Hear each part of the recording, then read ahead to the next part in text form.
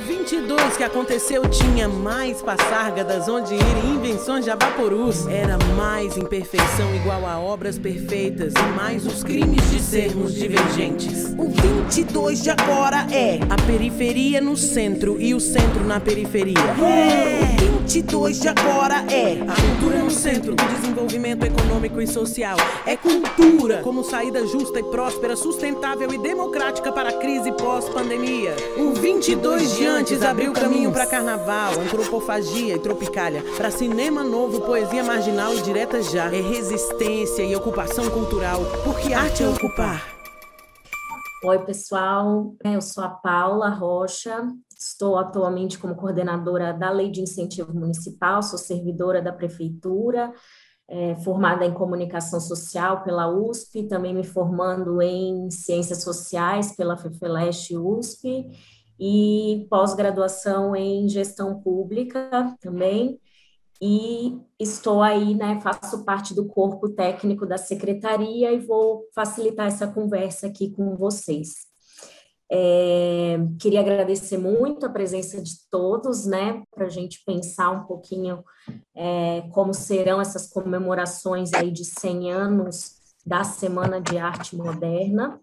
E então, queria começar passando a palavra para vocês se apresentarem e já de cara emendarem no que vocês gostariam de falar sobre o modernismo, sobre o que foi o modernismo, sobre o que é no momento, e enfim, aí vocês vão falando e a gente vai trocando essa ideia. Então, Alex, você quer iniciar? Sim, não tem problema. Eu estou dono do projeto Matarazzo e eu crio esse projeto na perspectiva da semana dos 100 anos da Semana 22. Então, o Matarazzo vai abrir a fim desse ano e o resto durante o ano próximo. Temos um pouco de atraso, infelizmente, mas vai ser uma parte pronta para celebrar isso, porque nós acreditamos muito no movimento antropofágico. Nós achamos aqui que o movimento antropofágico é realmente um movimento cultural mais importante, não do século XX, porque perdeu a ocasião, infelizmente, mas para o século XXI. Porque realmente esse conceito de digerir as outras culturas, esse conceito de agregar o poder da cada cultura, para nós realmente um modelo de sociedade que, infelizmente, não é um modelo que os países pós-colonialistas, tipo França, Inglaterra, Portugal e tudo, eles não adotaram esse modelo. A Europa tem que adotar o modelo antropofágico e também os Estados Unidos têm que adotar esse movimento antropofágico, porque os Estados Unidos é uma adição de comunidade, mas não é uma miscigenação de comunidade.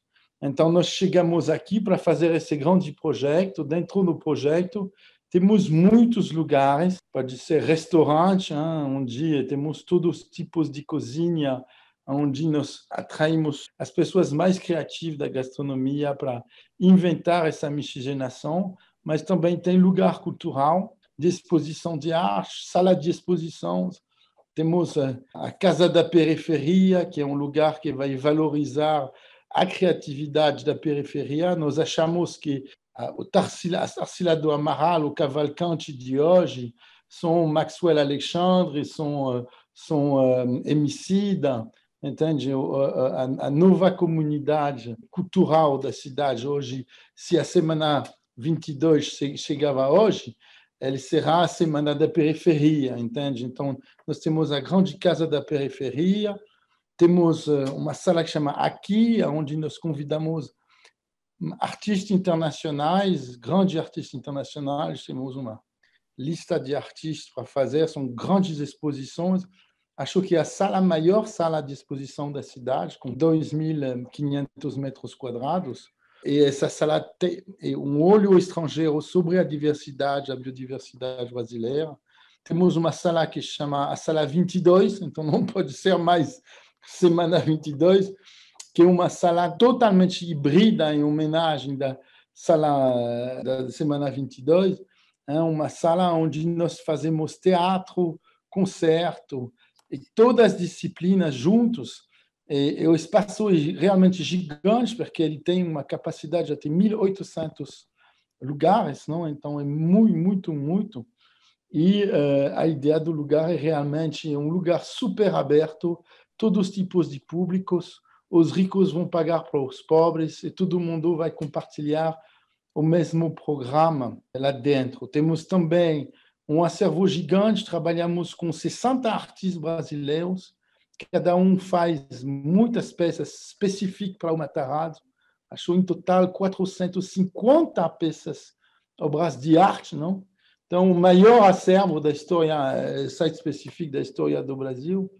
E temos também um lugar que nós vamos anunciar nas próximas semanas, que realmente é o lugar para nós, o lugar mais antropofágico é nosso caminho criativo da diversidade para ajudar as pessoas a entender que a diferença deles é a valor. Então, é um caminho de 1,4 quilômetros que nós fazemos com artistas, tudo em Caquinho, no meio de uma floresta que nós construímos na Paulista, então não é uma floresta, é uma floresta no meio da loucura urbana de São Paulo, com 25 árvores, frutas diferentes, e para as pessoas visitar esse caminho e aproveitar dessa visita para descobrir, primeira coisa, um novo tipo de museu, porque nós achamos que os museus eles têm que ser na rua, né? E também é para abrir os museus a um outro público que é o público dos museus, e também realmente inspirar, fortalecer esse autoestima do povo brasileiro sobre essa riqueza, não? Esse movimento antropofágico. Então, eu realmente acho uma máquina gigante de programação para celebrar a diversidade, a miscigenação brasileira, para inspirar o mundo, porque isso tem que ser realmente um modelo para o mundo. Voilà o projeto Matarazzo. Então, acho que também eu respondi o que é a nossa visão da pergunta, o que é a nossa visão da Semana 22. Para nós é um momento muito, muito importante. Tem que ter repercussões mundiais. Então, nós preparamos também eventos para um pouco chamar a atenção mundialmente sobre esse movimento que realmente é uma coisa de uma poesia e também muito inspirador, que me inspirou muito até fazer esse projeto gigante. Enfim, eu sou Gisele Beigelman, sou artista e professora da Faculdade de Arquitetura e Urbanismo da Universidade de São Paulo. A queima-roupa, o que eu falaria sobre a Semana de 22, eu acho que é um momento para nós pensarmos, separarmos duas coisas, né?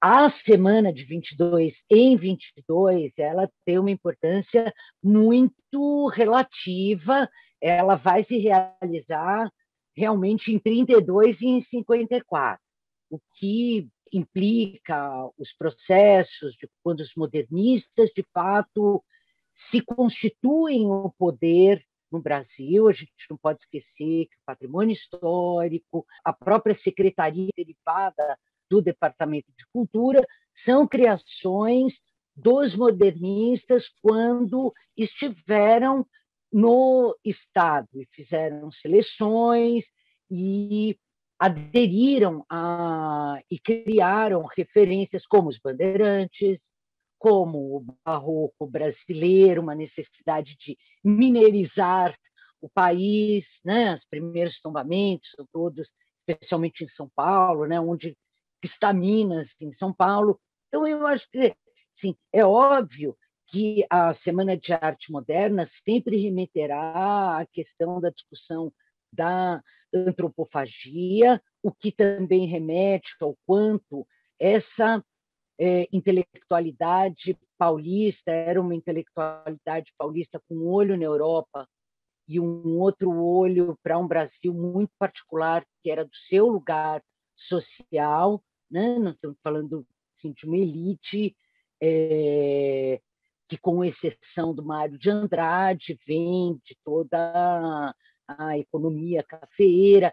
Então, eu acho que pensar a semana de 22 é pensar assim, as suas contradições. Pensar 100 anos depois da semana é colocar o modernismo à prova, o que seria entender quais são as tradições inventadas das quais nós somos herdeiros e até quando nós vamos reproduzi-las, né? Acho que é muito importante todo esse movimento, de fato, das disputas de território, das periferias, dos movimentos sociais, eu preferiria dizer, né? Até porque a cidade ela não se organiza mais como periferia e centro, mas sim como uma dinâmica onde os movimentos sociais têm colocado pautas super importantes, afrodiaspóricas, ameríndias e toda uma outra constelação. E não esquecer que o ano de 22 foi marcado profundamente pelo primeiro centenário da independência. Esse é o grande acontecimento de 22, que nos legou aí uma grande parte de monumentos problemáticos que nós temos, né? O próprio Monumento às Bandeiras, que era um projeto para 22 e que vai acontecer, não por casualidade, só em 54. O Pátio do Colégio, que é outro que também só começa a acontecer como projeto em 54. Então, essa dinâmica e essa fluidez dessas datas, eu acho que é importante nós pensarmos as datas como pontas de iceberg. Essa é uma frase do professor Alfredo Bose que eu gosto particularmente, porque a data em si ela não significa. É o que ela aponta, aqueles 2/3 que não estão na tona e que é o que nos interessa pensar. Me apavora um pouco a ideia de ver em 2022 algo que seja uma canonização da semana. Eu gosto muito dessa ideia da nova semana, dos 100 anos depois, na medida em que isso é um gancho para nós não perdermos essa visão constelar da história e entender o que esteticamente, que estéticas da memória foram plasmadas no modernismo e de que forma isso precisa e pode e deve ser contestado, tensionado, relativizado neste momento de tantas transformações socioculturais que nós estamos vivendo. Agora vamos para a primeira exposição do Cauê, vocês fiquem à vontade, tá? Bom, meu nome é Cauê Alves, eu sou atual curador-chefe do MAN de São Paulo, sou professor também do Departamento de Arte da PUC de São Paulo. E eu vou contar um pouco sobre o modo como o MAN tem olhado para esse centenário da Semana de 22. De fato, o MAN, como museu, ele deve muito, né, a esse movimento modernista. Era um sonho de modernistas como Sérgio Millier, entre tantos outros, a institucionalização da arte moderna num museu, num espaço específico para a arte moderna, que só vai se realizar no fim dos anos 40, né, em 48, tanto em São Paulo como no Rio de Janeiro, né, isso vai acontecer. Mas o museu, pela sua própria dinâmica, decidiu agora, em 21, antecipar as reflexões sobre esse centenário, também porque grande parte da sua coleção, apesar do nome Museu de Arte Moderna, não é feita de arte moderna, né? Um museu que, desde do momento em que ele tem uma divisão ali com a USP, em que parte do seu acervo, que todo o seu acervo vai para a USP, para a criação do MAC da USP, ele vai se reconstruir a partir da arte contemporânea. Então, acho que interessa muito, pela própria história do museu, olhar o moderno a partir de hoje, né? A partir do contemporâneo, né? Mas o museu decidiu que ia fazer 2 exposições na sala grande, na sala que chama hoje Sala Milo Vilela, e além de uma terceira exposição na Sala Paulo Figueiredo, esse ano, em 21, que de algum modo vai contribuir para ampliação da compreensão do que foi de fato essa semana, que foi uma semana que durou 3 dias, é bom lembrar, né? Foi um evento relativamente pequeno e organizado muito em cima da hora, claro que com apoio da elite paulista, no Teatro Municipal, mas assim, a própria Tarsila não participou desse evento. Acho que é importante, antes de ampliar para o modernismo como um todo, olhar para a semana e entender que a própria Tarsila não participou, e também o Manifesto Antropófago é de 28, são 6 anos depois, né? E naquele momento existia, claro, a estratégia do choque, existia uma vontade do novo, de artistas buscando isso, mas também o discurso que se construiu ao redor da semana, de lá para cá, foi um discurso que o próprio Mário de Andrade também depois faz uma autocrítica, né, dizendo que não é bem assim, a semana não foi tão importante assim, talvez não tenha... É um momento histórico ainda que merece uma revisão ampla, né? A exposição que a gente inaugurou agora no museu foi curada pela Maria Alice Millier, que foca em 3 artistas, né? John Grass, Regina Gomide e Antônio Gomide. E se a gente for pegar, assim, não vou contar a exposição inteira, senão eu vou me estender muito, mas olhando, foi anunciado nos jornais que a Regina Gomide iria participar da Semana de Arte Moderna. Isso saiu publicado na época, mas o fato é que ela não participou, né? Alguma coisa aconteceu que a Regina não participou, e ninguém sabe exatamente por quê, mas é possível a gente, por exemplo, pensar que a Regina fazia tapeçaria, uma formação europeia, foi para a Suíça, teve um interesse por tapeçaria, e naquele momento tapeçaria não era visto como arte, né? Assim, como as belas artes. Então, o John Grass, que era o seu marido, e o Antônio Gomide, que era o seu irmão, né, participaram, né? E ela, embora tenha sido anunciada, em algum momento acharam que aquela coisa de bordado, né, talvez não fosse tão adequado para uma semana de arte moderna. E o John Grass, que sequer é brasileiro, entrou ali na última hora e colocou algumas pinturas, porque também precisava de gente, não tinha uma produção moderna assim tão efetiva, né? E de fato, a gente está acostumado, né, com o discurso da semana que vai muito para o Di Cavalcanti, Oswald, Mário, Villa-Lobos na música, Anita Malfatti, né, o grupo dos 5 ali que depois vai se firmar. Mas é importante a gente tentar ampliar essa visão e tentar olhar para o modo como o Art Deco realmente foi importante naquele momento, como que John Grass produzia decoração de ambientes das casas, né, da elite paulista, desenhava da fechadura aos móveis, vitrais, portas, ou seja, muito do modernismo que veio, né, importado da Europa tinha também um aspecto mais instalativo, e que a gente não pode nem chamar ainda de design, porque era ainda muito artesanal, era muito feito, né, os móveis eram feitos, né, um por um, ou no Liceu, ou alguma outra marcenaria. E acho que a exposição da Maria Alice está olhando, ampliando o sentido do modernismo para além da pintura e da escultura, do Brecheret, né, mostrando um pouco o modo como essa arte entrou na vida das pessoas por meio, né, da decoração e do design, né, ou das artes industriais, algum termo assim semelhante que a gente possa usar, mas mostrando que a própria abstração que foi muito renegada por artistas como a Tarsila não foi abstrata, Di Cavalcanti não foi abstrato, a Anita também foge disso, mas que na decoração isso aparecia. Então, acho que é um olhar que a Maria Alice Millier lança para a exposição que é relevante. Outra exposição, eu não vou tomar muito tempo aqui, mas outra exposição que o museu está fazendo, né, projetando, que Araci Amaral vai, junto com a Regina Teixeira de Barros, estão projetando, chama Moderno Onde, Moderno Quando, que tem justamente o título provocador de entender que o modernismo é muito anterior à Semana de 22, né?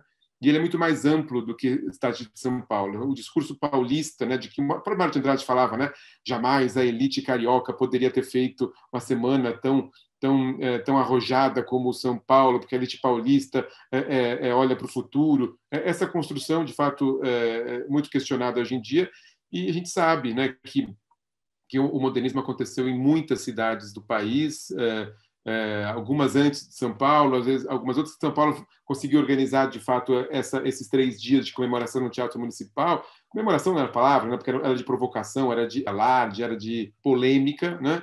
Mas a exposição da Aracy tende, ela é uma das, né, talvez a grande especialista, né, do modernismo, a primeira a fazer um livro nos anos 70 ali, que tentava contar a história, ou uma história da Semana de 22, e ela está com um olhar bastante, ela e a Regina Teixeira de Barros, com um olhar bastante amplo, né, de ultrapassar esse discurso muito provinciano que São Paulo construiu para si, heróico, né, esse discurso, digamos assim, que caía muito bem naquele momento para quem estava de fato apoiando aquilo, né, que era ainda muito pouco. E por último, nesse ano ainda, assim, depois do ano que vem, de 22, a gente vai fazer outra programação, mas eu não vou entrar agora.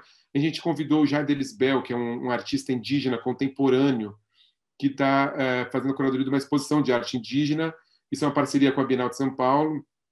E acho que é muito interessante o modo como os artistas indígenas contemporâneos olham para a semana e para o modo como certas noções, como macunaíma, no caso do Mário de Andrade, ou antropofagia, no caso do Oswald, né, como que elas foram apropriadas pela história da arte, pela cultura branca, e como que eles recusam esses termos, né, e essa espécie de... essa visão estereotipada, né, do índio, que tende sempre para um lado, né? Não que o Macunaíma seja um estereótipo, né? Mas o modo como o Macunaíma se tornou esse herói brasileiro não corresponde ao mito Macunaíma, né? Não é nem Macunaíma, eles falam que é Macunaíma, não corresponde de fato ao que é isso, e eles estão tentando de fato ampliar a nossa visão sobre o mito Macunaíma e sobre a antropofagia mesmo, né? No sentido de que é um conceito que o Oswald elabora com muita sabedoria, e acho que já tivemos muitas exposições relevantes sobre esse tema. A própria Bienal de São Paulo, a 24ª, fez uma problematização e uma ampliação do sentido da antropofagia, mas hoje em dia os artistas indígenas estão querendo nos mostrar que há muito mais, né, da arte indígena, que sequer era vista como arte. Hoje em dia que eles estão reivindicando esse lugar de arte, era vista também como algo menor, como artesanato, como a produção indígena em geral tem sido feita. Então o MAN convidou nesse ano esses 3 curadores, né, 4 curadores, porque a Aracy Amaral trabalha junto com a Regina, mas são 3 exposições que querem contribuir para a ampliação, reflexão e, de fato, crítica sobre sobre o legado da Semana de 22. Muito bom, Cauê. Acho que temos 3 visões bem diferentes, né, convergentes em alguns pontos. Enfim, pegando um pouco o que vocês trouxeram, eu acho interessante que vocês destacaram bastante a questão das contradições, né? Eu particularmente gosto também desse ponto da semana e do modernismo em geral, assim, mas queria que vocês falassem um pouquinho mais sobre isso, assim, sobre as contradições não só desse evento, mas desse momento histórico, né? Enfim, que a gente tem desde de ter um discurso do rompimento, né, do novo, porém com algumas amarras, ainda bastante amarras ao tradicional, de quem estava patrocinando, né, a semana até no próprio tema. Então o Cauê traz essa questão da Regina Gomide, que eu não sabia, né, sobre da tapeçaria ter sido rejeitada, né? Você vê uma contradição imensa, assim. Então, eu queria que vocês falassem um pouquinho mais disso, assim, explorassem um pouco mais essa questão das contradições da semana. Eu acho que sim, tem uma que é uma contradição macro, né? Os modernistas brasileiros, eles, na contramão desse modernismo de raiz, que a gente pode chamar assim, né, das vanguardas e com todos os seus problemas, ele era uma aposta no seu próprio legado. Acho que o exemplo mais contundente é o prédio, né, do Ministério da Educação no Rio de Janeiro, sendo construído e tombado durante a sua própria construção. E o modernismo brasileiro é o pai da noção de patrimônio histórico, a qual você sabe, Cauê sabe, que eu sou muito ligada, não só no trabalho, mas especialmente esteticamente, que traz um legado de uma outra invenção do nacional para se contrapor a toda a visão romântica, conservadora, mas que institui os seus próprios mitos, entre os quais o do Bandeirante me parece ser um dos mais problemáticos. Não é? Que isso é um dos legados modernistas. A outra questão é algo que talvez eu tenha falado um pouco rápido, mas que eu fecho com as ponderações do Cauê, é que, se pensado como legado, a Semana de Arte Moderna ela foi sendo construída, fabricada, enunciada pelos seus atores como algo que, para começar, não foi uma semana, foram 3 dias, mas, enfim, como um marco que teria redesenhado a cultura brasileira. Hoje, pesquisas variadas, que vêm não de agora, que começam aí já desde, no mínimo, Daracy Amaral, mas as mais recentes, como Rafael Cardoso, têm discutido muito, e passando pelo Tadeu Chiarelli, que também é outro pensador que trabalhou muitos outros modernismos, sabe-se que toda uma série de questões estéticas que o próprio modernismo trouxe, no seu olhar para os escravizados, no seu olhar para as populações indígenas, vinham sendo trabalhadas pelas bordas em outros setores que não participantes desse grupo, porque é um grupo de poder também, e que foram deletados da história e que começam agora a ser reproblematizados. Então, a contradição primeira, essencial do modernismo brasileiro é ele querer ser a história. Não só fazer a história do Brasil, mas ele quer ser a história, o caráter. No seu embate com a tradição, ele inventa a sua própria nova tradição.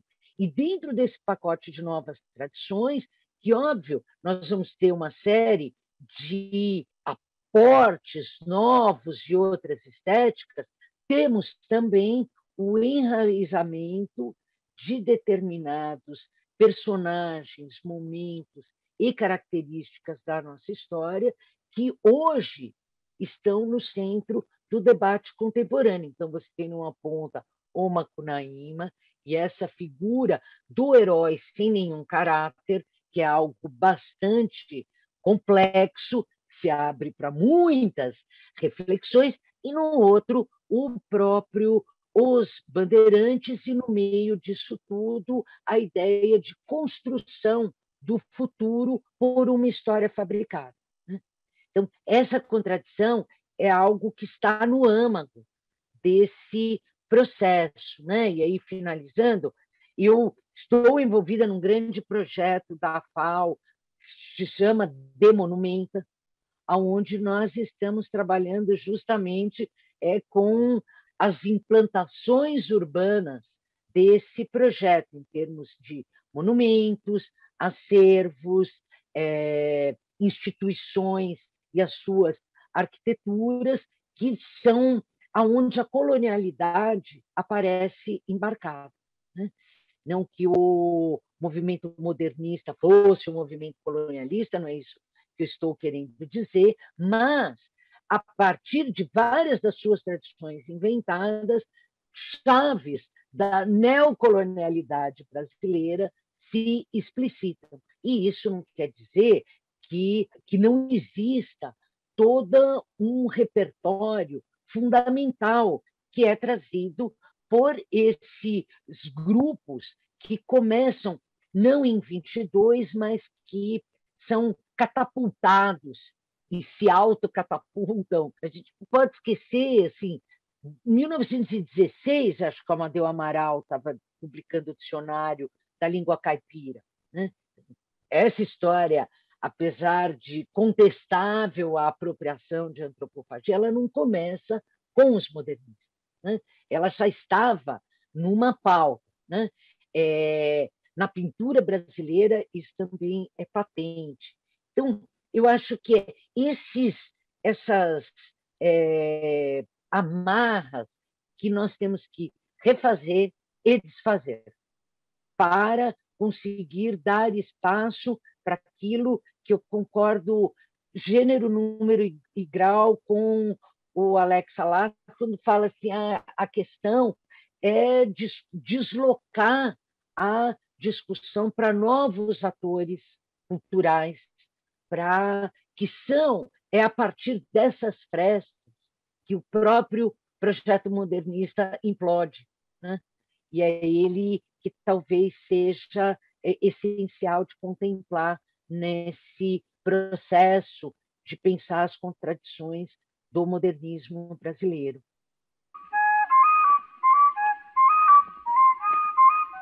Eu posso falar também sobre algumas contradições que eu vejo. Acho que uma delas, né, assim, do modernismo como um todo, a gente sabe que muitos dos artistas modernos eles foram para Paris, né? Paris era a capital cultural, né? Onde muitos deles, não só do Brasil, mas do mundo todo, né? Até da China, foram lá para Paris, a Escola de Paris. E o que a gente percebe que no modernismo europeu, de um modo, né, bastante genérico falando, ele tende a ser muito internacionalista, no sentido de que ninguém estava buscando a identidade francesa ou alemã ou de qualquer país, ou, né, italiana. Isso não era uma discussão sobre identidade nacional no modernismo, né? Van Gogh se interessou pela gravura japonesa, né? Picasso pelas máscaras africanas, embora nunca tenha pisado na África, mas ainda assim tinha um discurso internacionalista.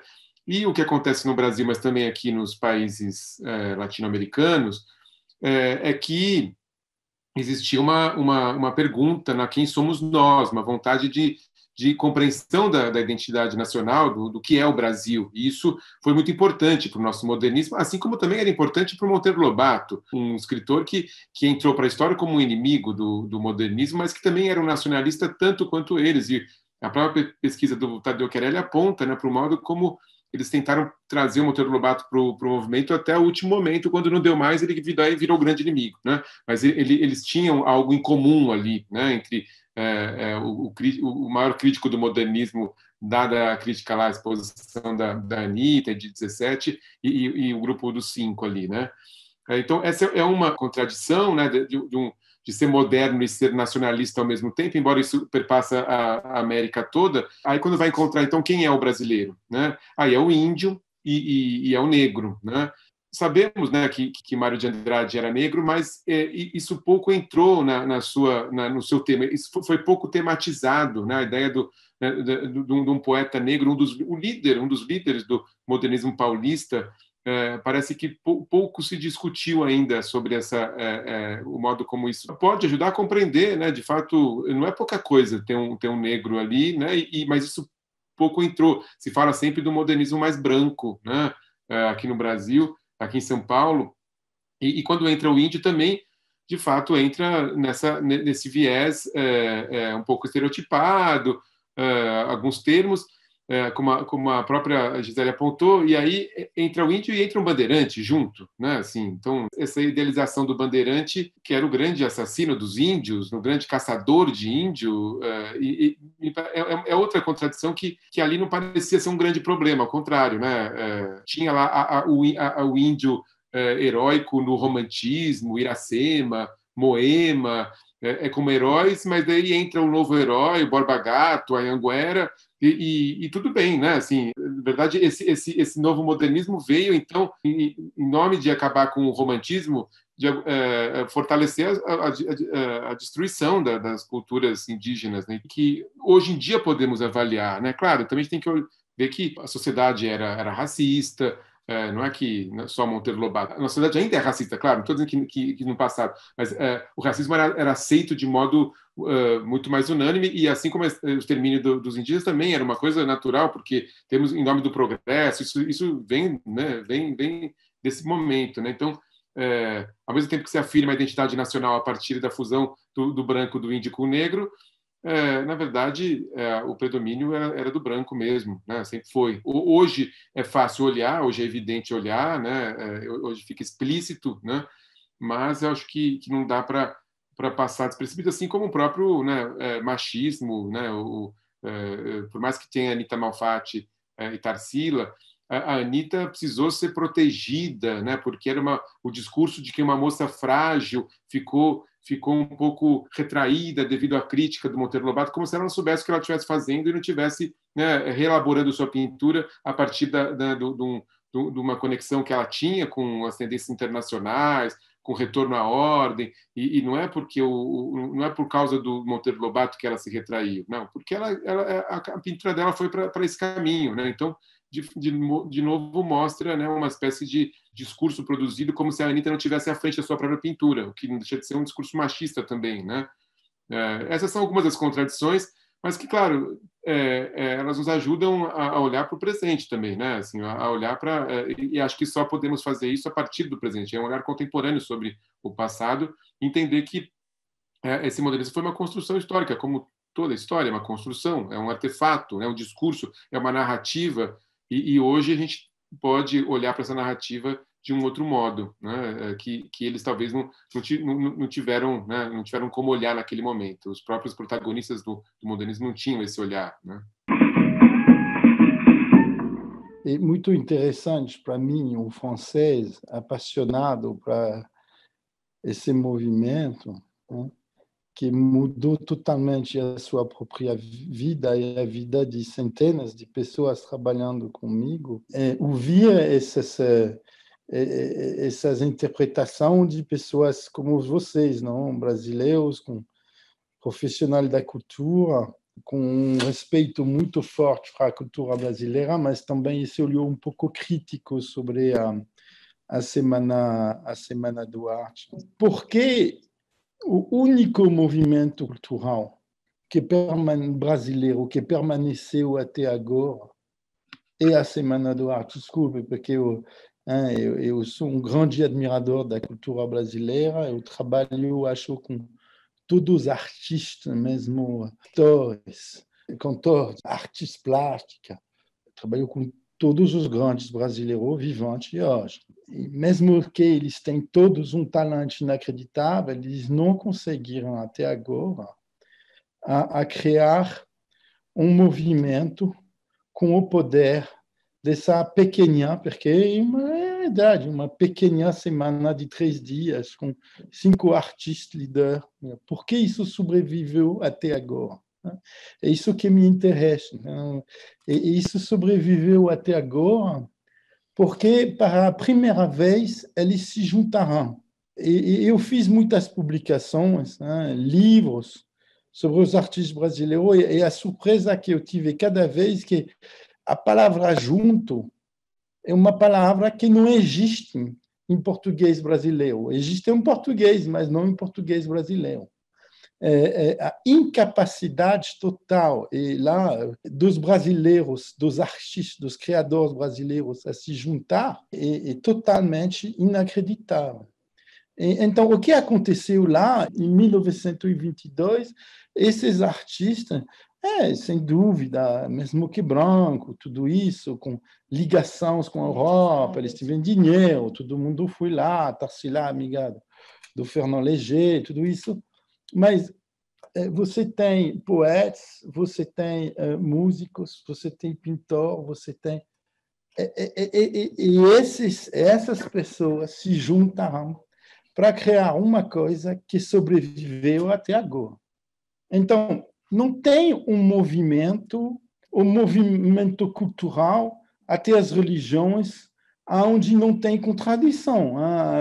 A vida do Jesus é cheia de contradição. Havia Maomé, e sem dúvida o homem mais influenciador da nossa história, ele também é cheio de contradição. Ele teve nove mulheres, mas ele junto a um momento um povo árabe que depois, em menos de 100 anos, conquistou o mundo e virou um povo superpoderoso que até agora nos influencia. Então, o movimento do pop art é cheio de contradições.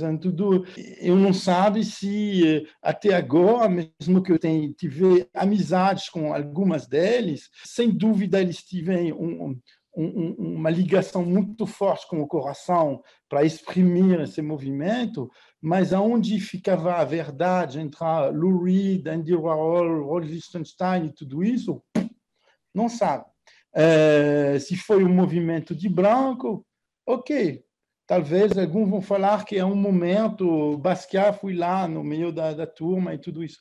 Mas isso não é o debate. O debate é uma coisa muito interessante, que hoje você tem, para a primeira vez, um movimento cultural que sobreviveu no Brasil. E que esse movimento cultural virou, é verdade, como você falou, o movimento antropovage nasceu da semana 22, mas não nasceu no dia da semana 22, nasceu 6 anos depois. Mas isso tudo isso é o resultado do movimento. Nasceu um movimento com uma consciência super forte e um autoestima inacreditável da cultura, da identidade brasileira. E nós, estrangeiros, temos um olho muito diferente. Olhamos a cultura brasileira não como um artista, mas com tudo. Com esse junto, é um grande caldeirão com tudo isso lá dentro. Não?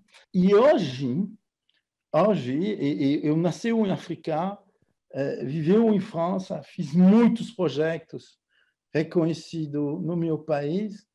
Eu tive até 5 ministros da cultura trabalhando para mim. Então, eu estou muito envolvido na cultura do meu país. Eu posso acertar que, mesmo que o movimento antropofágico é um embrião de um movimento cultural, acho que hoje, em 2021, esse movimento que promove essa diversidade, que promove essa capacidade de digerir as outras culturas, em vez de confrontar e tudo isso, esse movimento é realmente um visionário incrível.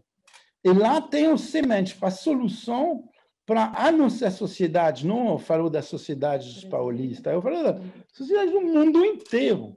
E, então, eu estou aqui para ajudar isso a nascer. Então, eu sou um pouco, como dizer, porque é uma postura intelectual, sempre um pouco de criticar e analisar sobre um ângulo crítico. Isso é muito francês, muito francês. Mas acho que realmente esse movimento tem que ser celebrado em todos os lugares, não só dentro dos museus, mas nas ruas, porque o que define uma cidade não é as casas, os prédios, é o espaço entre as casas e os prédios. Então, se chama a rua, onde todo mundo se mexe. É um movimento, esse movimento, essa semana, essa comemoração, é realmente uma ocasião para São Paulo. Eu concordo, o Brasil inteiro, mas vamos iniciar com São Paulo, de transmitir uma mensagem cultural super forte para o Brasil. Essa oportunidade. E eu vou te dar um exemplo muito simples. Talvez eu encontre pessoas que me falam, mas o Vic Muniz não é um grande artista. O Vic Muniz é um publicitário, ele é criativo, mas ele não faz parte do grande artista. E aos artistas brasileiros que me falam assim, eu falo, amigo, o Vic Muniz, eu não quero saber se ele é um grande artista. Ele comunica o poder criativo do país no mundo inteiro. E por causa, desculpem, do Vic Muniz, que artistas como Tunga, que são artistas incríveis, têm um reconhecimento mundial. E por causa do olho que ele está atraindo lá.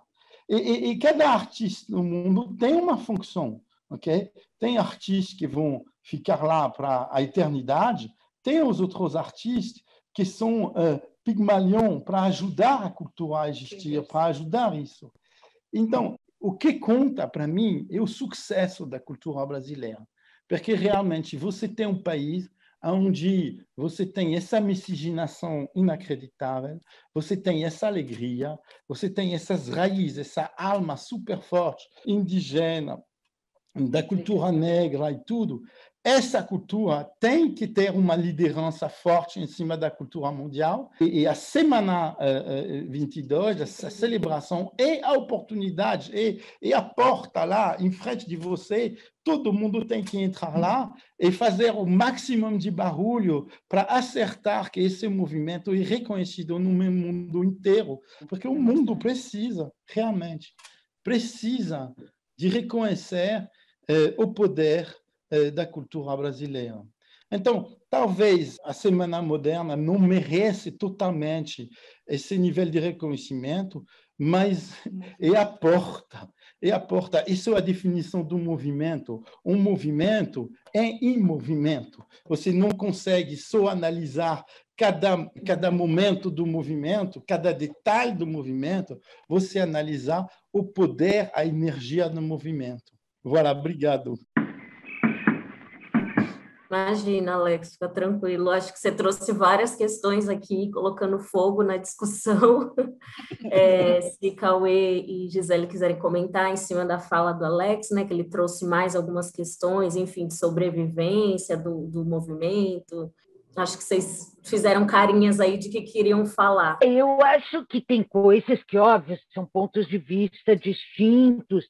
Eu acho muito interessante duas perguntas que o Alex fala. Uma é porque o que explicaria a semana perdurar no tempo, e outra que é um momento em que a palavra junto, em que a pluralidade aparece pela primeira vez, ou pelo menos institucionalmente aparece pela primeira vez.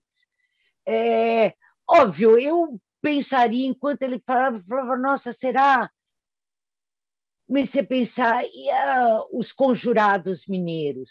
Eram poetas, músicos, políticos, lutando pela independência do Brasil, muito antes da independência, né? O que entrou para a historiografia tradicional como inconfidência mineira e que hoje a gente chama de conjuração mineira, que é outro, também não foi o momento. O tropicalismo, o concretismo, e especialmente o neoconcretismo, não foram movimentos de impacto internacional. Cinema novo, será que dá para pensar o cinema internacional sem passar pelo cinema novo, o impacto que essas coisas tiveram? Tudo isso para dizer que, sim, eu acho que o Brasil é uma usina de potências a sair. Eu não sei se eu e o Cauê fomos claros o suficiente com relação às nossas ponderações. Não é dizer que a semana não teve importância alguma, senão a gente não estaria aqui conversando sobre ela. O momento de 100 anos depois é um momento em que ela precisa ser colocada à prova, e ela precisa ser desconstruída dos mitos que ela mesma criou sobre si, das tradições que ela inventou e que são hoje contestáveis e contestadas, e as suas contradições internas, e essas questões que me parecem muito importantes, assim, quais foram os momentos em que a arte brasileira conseguiu operar na diversidade de linguagens simultâneas. Essa é uma pergunta muito legal, e isso é certamente algo que põe a semana no vértice de uma discussão. Agora, eu acho que, para nós, a semana e a maneira como a história da semana foi sendo construída sempre funcionou no sentido de nós comprarmos, entre aspas, dos modernistas, essa relevância e nos custar entender qual era o complexo da época, né? Que é quando Mussolini passa via comunidade italiana no Brasil, fazer todas as doações. Nós temos 2 ou 3 monumentos doados pelo Mussolini em São Paulo, não é pouco. Nós temos o monumento à independência todo adornado com pátios, não é pouco. Tudo inaugurado em 22. Então, eu acho, Alex, que não é desqualificar a semana, eu acho que, para nós, o esforço intelectual, cultural e estético maior, tal a força com que a semana se impôs a partir da sua própria história. Nós estamos redesenhando, redefinindo a história, apagando tudo, começando tudo de novo. Para nós, eu acho que o grande esforço de pesquisa, o grande esforço crítico, curatorial, artístico, tem sido penetrar nesse limbo da história dos anos 20 no Brasil e especialmente no estado de São Paulo, até porque muita coisa que ficou pouco problematizada nesse contexto, nós estamos sofrendo as consequências hoje, né? Isso é inegável. Então, eu acho que é nesse sentido que nós estamos chamando a atenção aí para essas contradições, não é no sentido de dizer a semana não teve importância.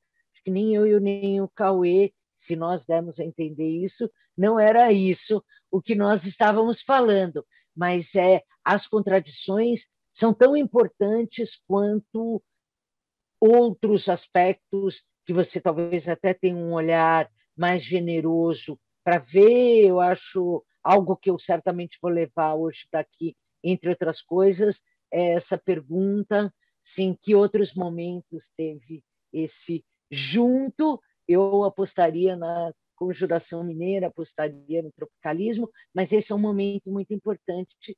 Sim, eu acho que essa é a palavra-chave. E a outra, eu li recentemente um ensaio muito importante do Arturo Escobar, que é um pensador colombiano contemporâneo, que se chama Pachamâmicos versus Modernos, e aonde a aposta dele mesmo é no sentido do que aconteceria se nós conseguíssemos não hierarquizar essas formas de conhecimento e conseguir matrizes que façam ida e volta, né, entre o que ele chama dos pachamâmicos e os modernos, né, que eu acho que é um pouco questões que o modernismo brasileiro trouxe. Isso eu concordo com você e tem uma atualidade incrível, o que não invalida todas essas contradições que são muito fortes no nosso presente e tem um peso enorme na nossa situação política atual. Acho que a questão importante dessa semana, no mesmo momento, né, em Paris, você teve a melhor turma artística da história da humanidade. Eu não falo do século. Pensa, Picasso, Giacometti, Fernand Léger, Modigliani, todos.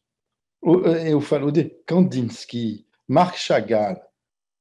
Pensa, todos os melhores artistas do mundo, no mesmo lugar, no mesmo quarteirão, não no mesmo quarteirão. Uma loucura. E por que não tem uma celebração? Porque a semana 22, e o que aconteceu depois, criou um movimento que tem um potencial universal. E isso Então, eu entendi muito bem as críticas sobre os bandeirantes e tudo isso, mas é o primeiro movimento realmente universal. Tropicalismo, fala como você quiser, é um movimento reacionista, reacionário. Estou muito amigo do Caetano, Gilberto Gil e tudo isso. Então, os livros deles, a expressão, são, desculpe, até para um português muito difícil a entender. Em francês, nós falamos que o que você concebe bem se enuncia claramente. Não? Então, o mérito da semana 22 do que aconteceu depois, como o manifesto Tupi ou não Tupi, o mundo inteiro tem a capacidade de entender, entende? São palavras universais. É isso que faz que esse movimento tem que ser celebrado. Não? Acho que não vai ter os 100 anos do movimento tropical, como não tive os 100 anos do movimento dos Inconfidentes. Mas, desculpe, se você falar com qualquer pessoa em Paris, em Nova York, se você me trouxer uma pessoa que fala, eu conheço esse movimento, não existe, entende? Mas o movimento da semana 22 existe. Você falar com qualquer diretor de museu, qualquer pessoa que tem uma ligação com a América do Sul, a Semana do Arte 22 tive uma caligrafia, uma música, uma poesia, uma identidade que é universal. Então, hoje, de maneira, como eu falei ao início, de uma maneira muito, como se chama, paradoxal, se você me pergunta, Alex, mas o que serão os artistas hoje da semana 22 de 2022, eu vou falar com você, eu falei já, Criolo, MC, todos os artistas da periferia, Maxwell Alexandre, o que você quiser, muitos artistas negros, eles são a encarnação desse movimento que virou um movimento... Mas, Alex, eu acho que o que eu e Gisele estávamos falando, de modo algum, a gente está negando a importância da semana de 22, né?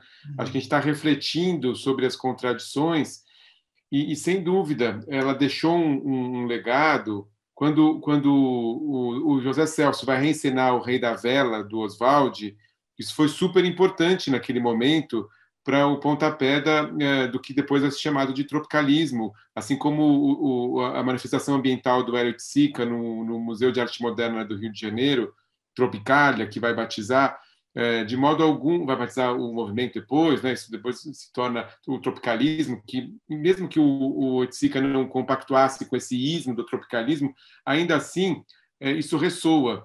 Assim como as músicas de Caetano Veloso, Gilberto Gil, vão levar algo da poesia concretista, da dicção da poesia concreta, que também deve muito à poesia moderna do próprio Oswald. Eles estavam, até outro dia, Ferreira Goulart e os paulistas aí brigando no jornal quem que tinha descoberto Oswald de Andrade. Ou seja, era de fato, a valorização do legado de 22 não significa que a gente não possa refletir e apontar contradições. A gente não está aqui num discurso anti-semana de 22. A gente está falando justamente...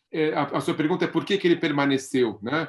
Permaneceu, de fato, porque ele ecoou na poesia concreta, ele ecoou no neoconcretismo, ele ecoou na Tropicália, e ele ecoa hoje em dia no Emicida. O Emicida não por que ele vai lançar o Amarelo no Teatro Municipal? Porque, de fato, ali é um palco que tradicionalmente foi da cultura de elite branca, e ele acha importante, certamente, de marcar ali um discurso da produção de artistas negros, e chamando a atenção.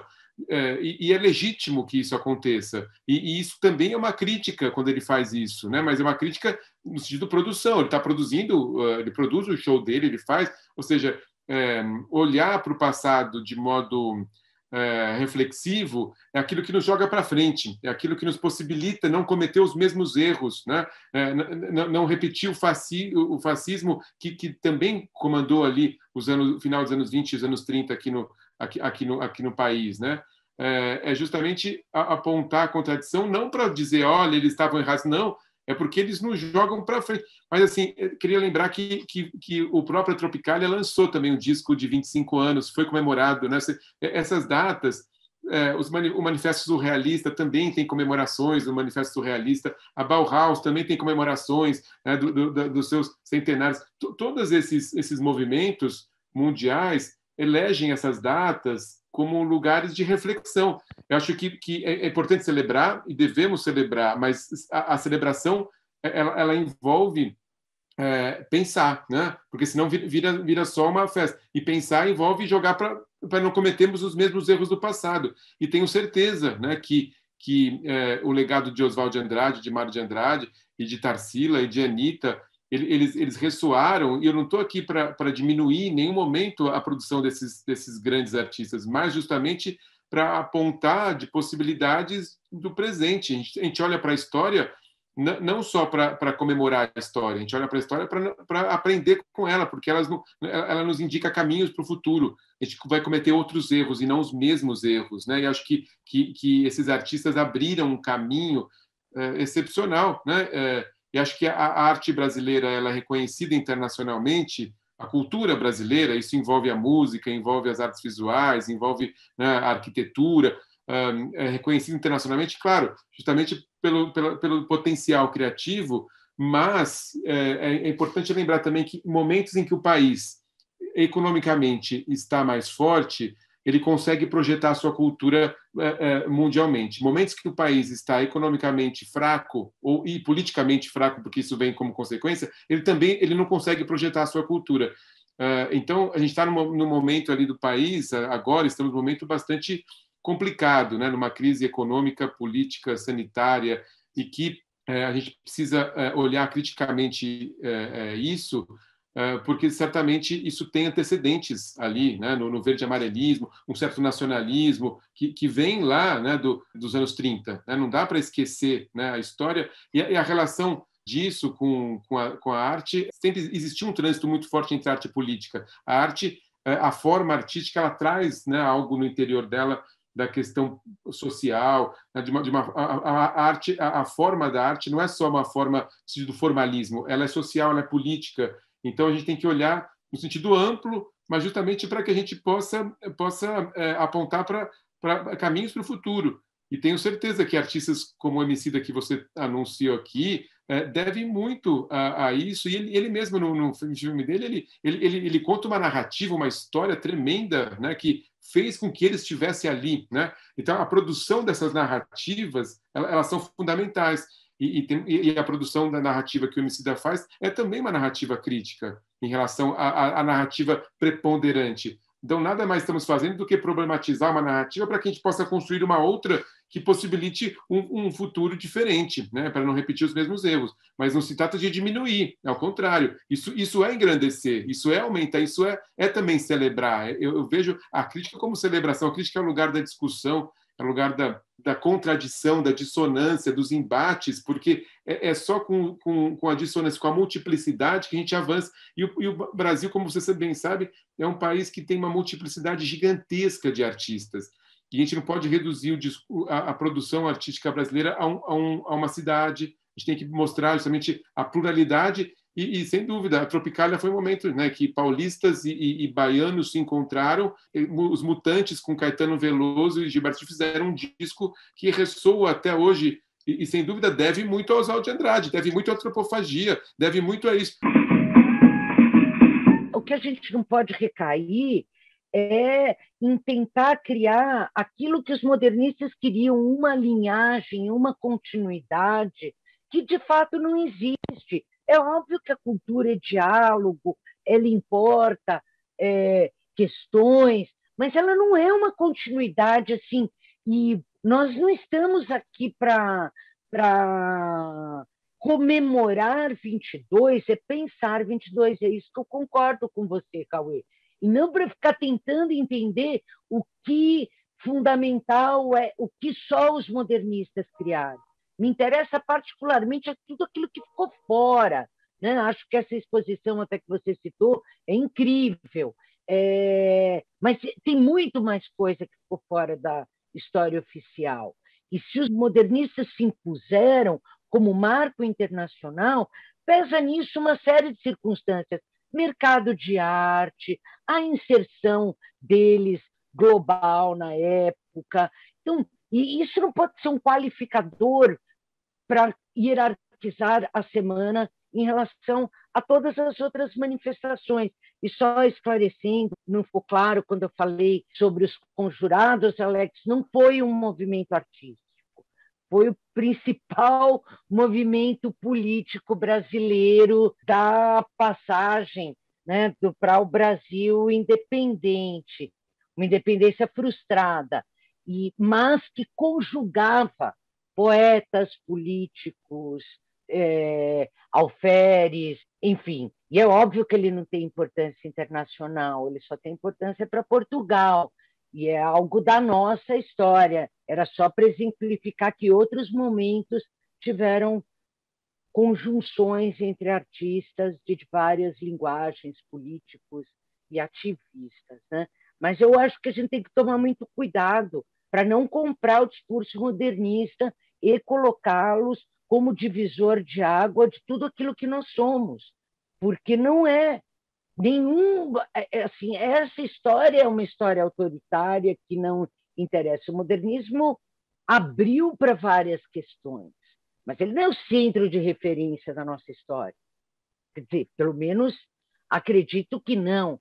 Ele é um movimento importante, mas daí a gravidar a história da arte brasileira entre antes e depois da Semana de 22 é um pouco cair na armadilha modernista que se pôs no centro das coisas, né?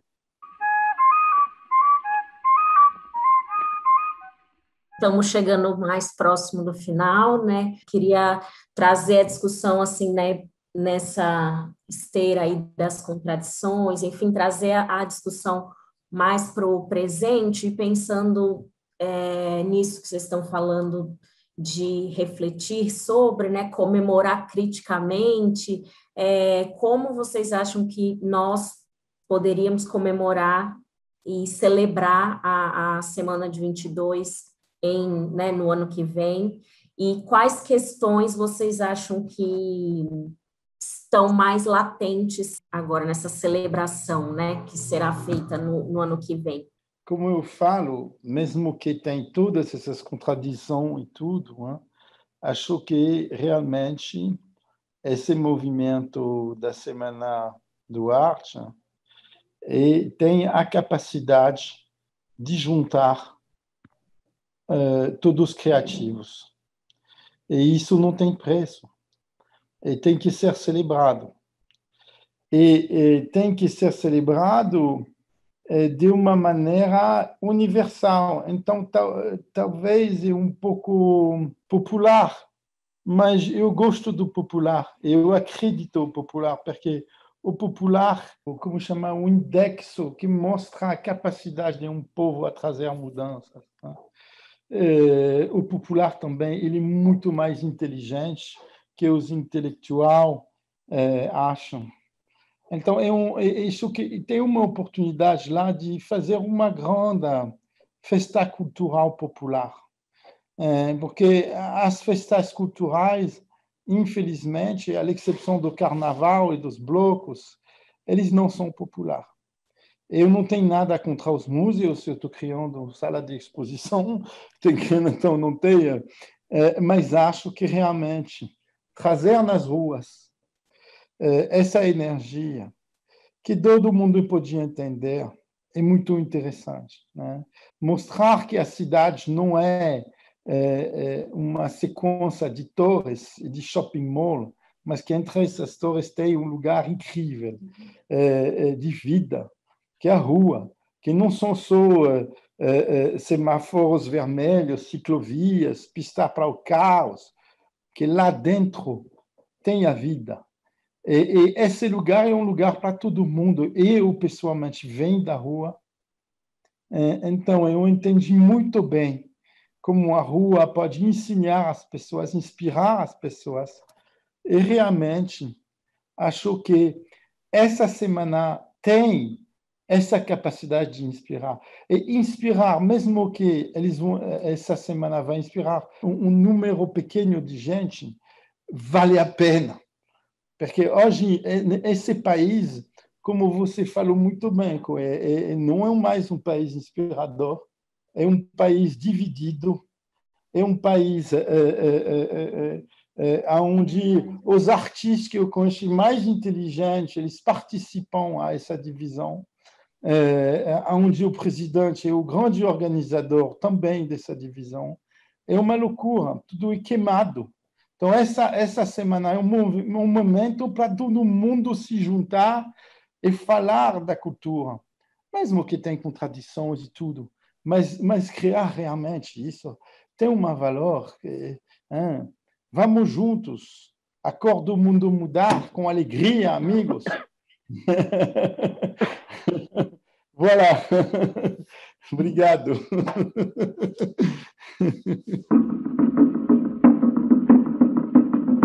Eu também queria dizer que, embora eu esteja aqui representando o museu, né, de modo algum eu estou representando algum discurso elitista, algum discurso que busca fazer com que a arte se feche num discurso intelectual ou em qualquer outro, né, ou qualquer outro nicho. O museu ele tem uma função social, pedagógica, de inclusão fundamental e se naquele momento a Semana de Arte Moderna não foi bem recebida, né, ela é popular hoje, mas naquele momento não, ela foi vaiada, né, as massas sequer podiam, de fato, se aproximar daquilo, né? Havia uma distância ainda muito grande entre a cultura erudita e a cultura popular, e claro que, de modo algum, eu estou aqui defendendo essa separação, ao contrário, eu acho que talvez seja o momento, e todo discurso é o momento de ser mais inclusivo, né? de ampliar o discurso da Semana de Arte Moderna para que ela abarque o modernismo como um todo, e não só um discurso paulistano, ampliar para que ela fale para todos, né? E que a gente possa olhar para a história a partir das manifestações artísticas, né, das mais diversas, né? Quanto mais a gente conseguir trazer a voz dos que foram sempre calados, né? E fazer com que a arte possa se aproximar deles, e os museus, inclusive, valorizar a arte produzida de movimentos sociais que nunca tiveram espaço, né, nesses centros, nunca foram, digamos assim, protagonistas, né, desses espaços. Acho que esse é o momento, né, de a gente fazer com que essas pessoas possam ser protagonistas. Então, tenho certeza que discutir a Semana de 22 criticamente é fazer com que, de fato, né, como disse o Alex, a população, né, o popular possa levantar e dizer que eu sou o protagonista da cultura brasileira. Isso não vem de cima para baixo, né? Quem diz o que é popular não é a elite, mas ela dizer, né, o próprio povo, entre aspas, que sempre eles mesmos falarem, é para isso que viemos, né? Acredito que a semana possa ser a celebração da semana, outras vozes, as vozes indígenas e outras vozes possam aparecer, né, no nosso horizonte. Eu vou na mesma linha, eu acho, a minha insistência mesmo, acho que o centenário é um momento privilegiado para pensar o que ficou fora da semana, da auto-história que a semana criou sobre si, sem deixar de recordar a sua própria história, senão seria uma contradição, substituir uma história pela outra. Acho que é um momento realmente de desafio para uma Secretaria Municipal de Cultura pensar um projeto, especialmente no Brasil de hoje, contemplando desde o investimento numa reflexão sobre a história da semana propriamente dita, porque também não dá para pular isso e se devotar às suas obras principais, aos seus marcos, mas também contemplando nessa reflexão histórica tudo aquilo que acontecia naquele momento e que, de alguma forma, foi silenciado, seja pelos modernistas, seja pela própria incapacidade do movimento moderno de absorver as contradições brasileiras daquele momento. Então, acho que é um momento, sim, de muitas exposições, de muitos shows, de muitas celebrações, mas é um momento também que a Secretaria deveria fomentar concursos de editais para ensaios críticos, editais para seminários e para todo um conjunto de reflexão, isso contando que vocês farão mesmo muitas exposições e muitos eventos comemorativos com os quais tanto o Alex quanto já deu uma pauta que me parece incrível, e Cauê entrou desdobrando para o outro lado. Então, o que eu trago aqui não é para isto em vez do que veio antes de mim, não, muito pelo contrário, é tudo isso que foi falado e mais fomento para outros tipos de produção crítica que esse momento suscita, além de fomento também à produção de linguagens, à produção de novos projetos que pensem, para além das nossas cabecinhas, aquilo que deveria estar em pauta nas comemorações do centenário de 22. Eu acho muito importante algo que a semana não contemplou, trocar o ser ou não ser pelo tupi ou não tupi, a ideia, um pensamento mais ubuntu, mais pachamâmico, né? Que não é isto ou aquilo, é tudo. É pensar como escutar o outro, né? Abrir canais para receber propostas é muito importante, e desde já parabenizo por esse ciclo que vocês estão fazendo, e criar instrumentos para que outras pessoas não convidadas possam falar é muito importante. O Ciclo Modernismo 22+100 é uma realização da Prefeitura de São Paulo por meio da Secretaria Municipal de Cultura e Fundação Teatro Municipal.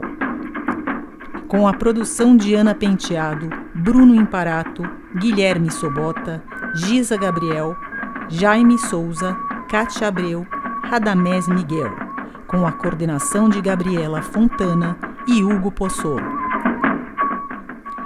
A edição é de Ana Penteado, Carlos Ronque, Laura Saleri e Marta Fonterrada.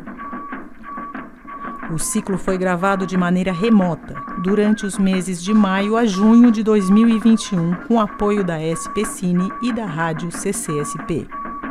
O Manifesto Modernismo 22+100 foi gravado pela produtora Lady Bird no Teatro Municipal de São Paulo em maio de 2021, com a direção de Henrique Sauer e Helder Fruteira. Prefeitura de São Paulo. Gestão Bruno Covas. Prefeito de São Paulo, Ricardo Nunes. Secretário Municipal de Cultura, Ale Youssef. Chefe de Gabinete, Thaís Lara.